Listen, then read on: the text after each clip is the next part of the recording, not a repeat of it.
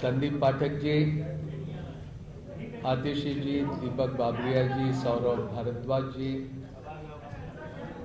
अरविंदर सिंह लवली जी और यहाँ पर उपस्थित सभी पत्रकार साथियों, नमस्कार। पिछले कुछ समय से इंडिया गठबंधन के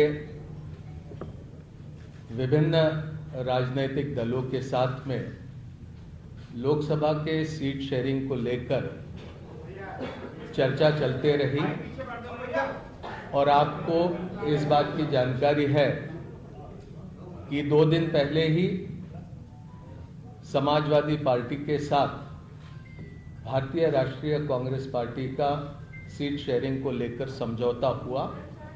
उसकी घोषणा लखनऊ से हुई।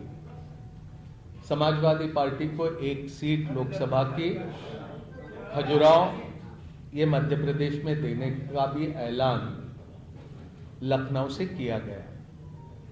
पिछले दिनों में आम आदमी पार्टी के साथ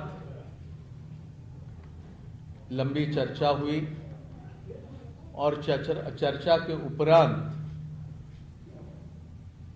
भारतीय राष्ट्रीय कांग्रेस और आम आदमी पार्टी के बीच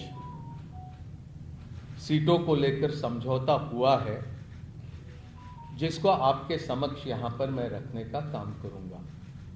मुझे खुशी है कि 2 महत्वपूर्ण राजनीतिक दल इंडिया गठबंधन के आने वाला लोकसभा चुनाव का पूरा जिम्मा एक साथ संभालेंगे और जिस तरह की परिस्थितियां आज मुल्क में बनी है, जो चुनौतियां हमारे लोकतंत्र और हमारे संविधान के सामने बनी है, उनका मुकाबला करने के लिए इंडिया गठबंधन पूरी तरह से सशक्त तरीके से उसका मुकाबला करने के लिए तैयार है। और उसी कड़ी में आम आदमी पार्टी और कांग्रेस पार्टी का सीटों को लेकर समझौता हुआ।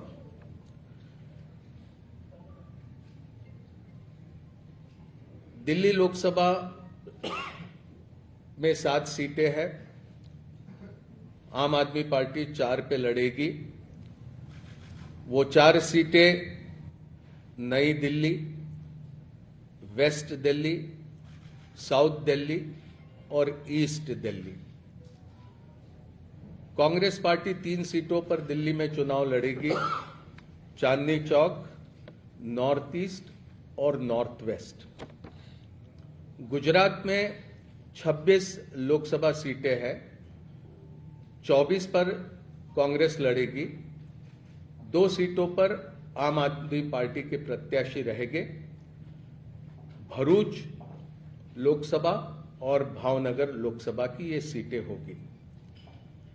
हरियाणा में 10 लोकसभा सीटों में से 9 सीटों पर भारतीय राष्ट्रीय कांग्रेस लड़ेगी और 1 सीट जो कुरुक्षेत्र की है, वहां पर आम आदमी पार्टी के प्रत्याशी लड़ेंगे। चंडीगढ़ को लेकर लंबी चर्चा हुई, लेकिन आखिरी में यह तय किया गया कि चंडीगढ़ में भारतीय राष्ट्रीय कांग्रेस के प्रत्याशी चुनाव लड़ेंगे। गोवा में भी, खास करके दक्षिण गोवा में विस्तार से चर्चा हुई, लेकिन फिर यह तय किया गया कि गोवा की दोनों सीटें ये भारतीय राष्ट्रीय कांग्रेस पार्टी लड़ेंगी।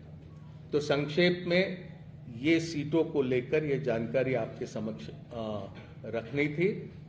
ये संभव है, 2 अलग अलग राजनीतिक दल हम होने की वजह से अलग अलग चुनाव चिन्हों पर हम ये चुनाव लड़ेंगे, लेकिन हमारी जिम्मेदारी रहेगी कि दिल्ली में कांग्रेस पार्टी 3 पर प्रत्याशी रखने के बाद भी 7 पर हम किस तरह से कामयाब हो सकते हैं, उस दिशा में हमारा प्रयास रहेगा और हमारे तमाम कार्यकर्ता और नेता उस दिशा में प्रयास करेंगे।